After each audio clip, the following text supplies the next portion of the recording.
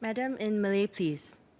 Dalam ucapan Belanjawan 2025, Perdana Menteri telah mengingatkan kita bahawa negara kita bangkit dari cabaran yang agak sukar 60 tahun yang lalu. Pada masa itu, kita tidak akan mampu bertahan dalam persekitaran global yang rumit tanpa menerapkan ketertiban dan kecekapan dalam masyarakat kita. Apabila orang memikirkan tentang keadaan Singapura sekarang, apakah gambaran yang sering terlintas di fikiran? Jalan raya yang bersih, bandar yang selamat, undang-undang yang tegas dan sistem negara yang stabil. Dalam hanya 60 tahun, kita telah berubah menjadi sebuah metropolis yang maju. Apakah pula impian, aspirasi dan pilihan kita hari ini yang akan membentuk masa depan negara kita untuk 60 tahun yang akan datang? Untuk menghadapi masa depan kita, saya ingin menekankan dua perkara. Pertama, kita harus memastikan bahawa Singapura kekal sebagai sebuah negara di mana setiap orang mempunyai impian dan disokong untuk mencapainya. Kedua, kita juga mesti memupuk kompak sosial yang baru.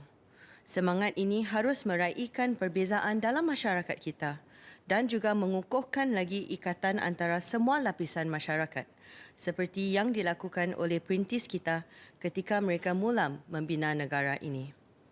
Madam, just 60 years ago, it would have been hard to imagine Singapore as the city we are today. This country was built on the dreams and pragmatic choices our pioneers made amidst a challenging world order.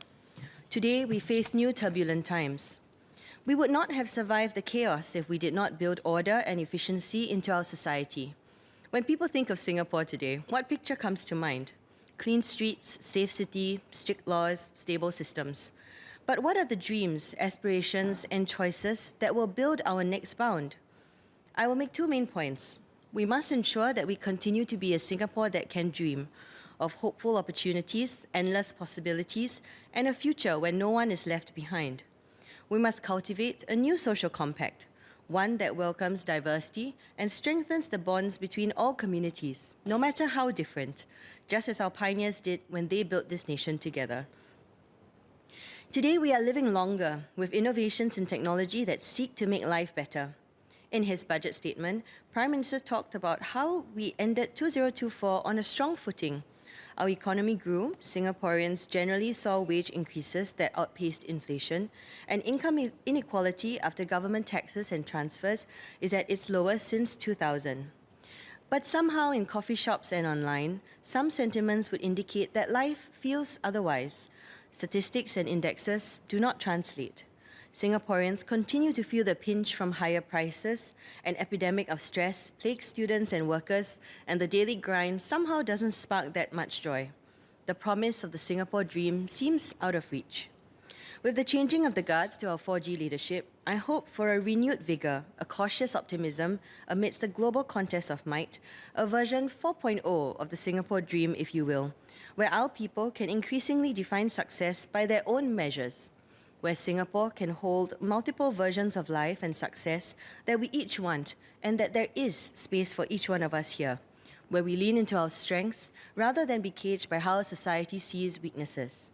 Not everyone will start from the same place in life, but having tailored support that can help meet people's needs where they are in a timely way is critical and must sit at the center of the schemes that we design. Take, for example, the dream of a large family.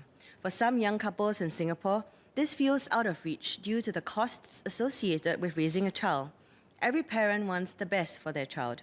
The pressures of balancing work, childcare, and maintaining a home sometimes discourage you from expanding their families, as they are uncertain if they can provide the same level of support and opportunities for a household with more children. I am heartened by the recent steps the government has taken to ease some of these burdens, such as the move towards shared paid parental leave last year and the introduction of $500 in Child LifeSG credits for all children aged 12 and below. The additional support of up to $16,000 for each third and subsequent child is a welcome measure that recognizes the challenges of growing a family in today's economic climate. It is strategic in that this scheme is not just for newborns, but for existing families where at least one child is 6 or younger, and alleviates the dilution of household finances when an additional child arrives, towards a more equitable distribution of resources. I am also grateful that implementation was immediate, a fairly unusual timeline, but necessarily decisive in the face of our declining total fertility rate. I hope we can also do more to support grandparents who often play an important role in caregiving in terms of learning new skills and forming care networks.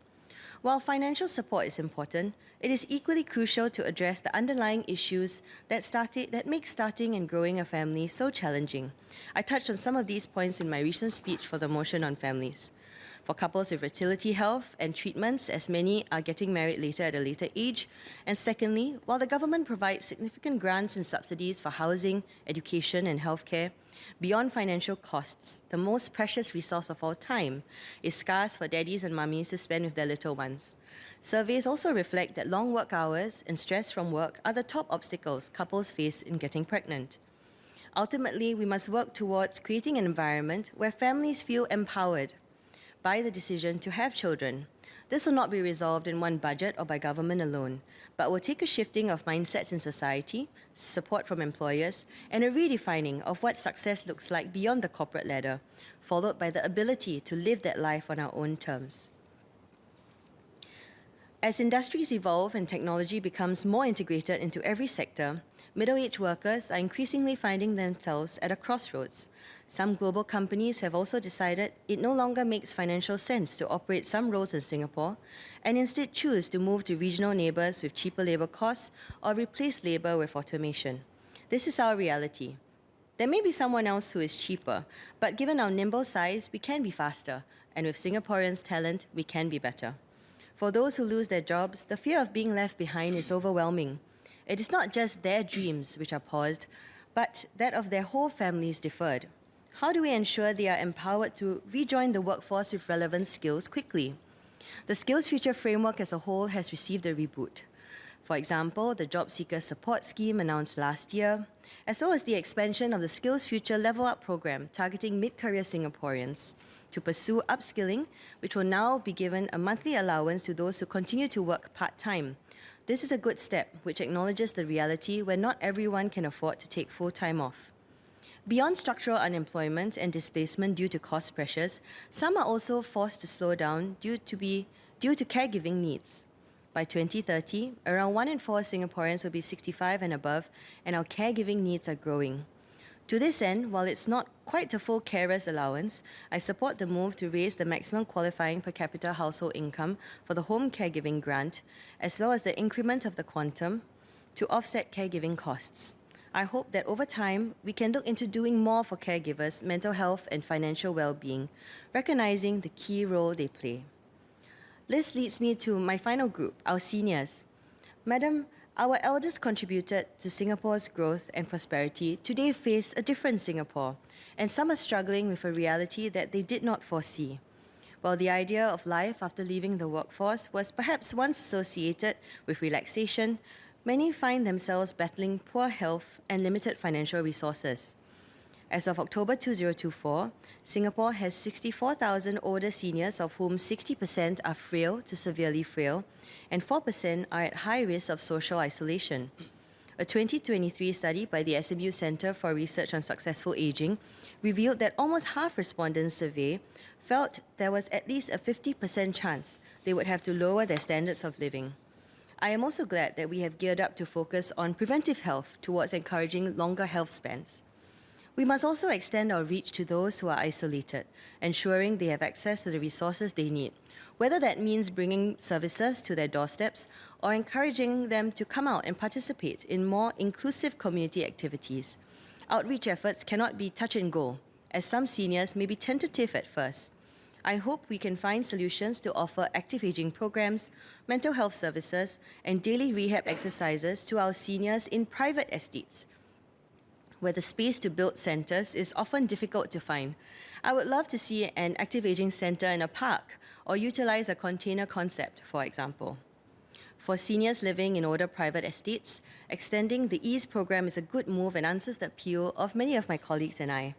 These seniors may be deemed asset-rich but cash-poor and feel left out of various schemes. I look forward to hearing more about how the Ministry will be rolling this out and hope we can also increase awareness on support schemes such as the HCG. Madam, we continue to write our Singapore story in a time where Singapore is becoming increasingly diverse, with many increasingly isolated in our own bubbles. Globally, we see people fragmenting into us versus them. We grow intolerant of different perspectives, focus on the needing to be right and someone else wrong, and in our frustration forget that society is stronger because of diverse views, that the collective polis is stronger than the sum of its parts. Against the odds, we have built a society where different cultures, perspectives, and backgrounds have coexisted in relative harmony. Harmony is not the absence of differences, but what prevails in spite of it. Our harmony can only be sustained if we recognize that we are interconnected by the same collective responsibility and have an active citizenry which trusts, not just in the government, but also in each other. I hope that in the spirit of SG60, more can be done to encourage ground-up activities and programs in local communities and between different groups. A social compact is not something bound on paper, nor does it come with an expiration date after a single budget cycle. It is a living, breathing commitment, one that transcends generations, upheld by every government and every citizen. Budget 2025 is a reaffirmation of this commitment, a promise that the government is striving to build a society where every individual can thrive regardless of age and circumstance. It is a call to join hands. For those who laid the foundations of Singapore, for all of us who call this nation home today, and for the generations who will inherit this legacy, we must renew our shared promise and reignite the Singapore dream to protect and steward the progress we have made, to provide stability and security even in the most uncertain times, and to break new ground so that future generations can dream even bigger than we ever thought possible. This is the vision that we carry forward for Singapore's future, and I look forward to participating in the Committee of Supply debates. Thank you.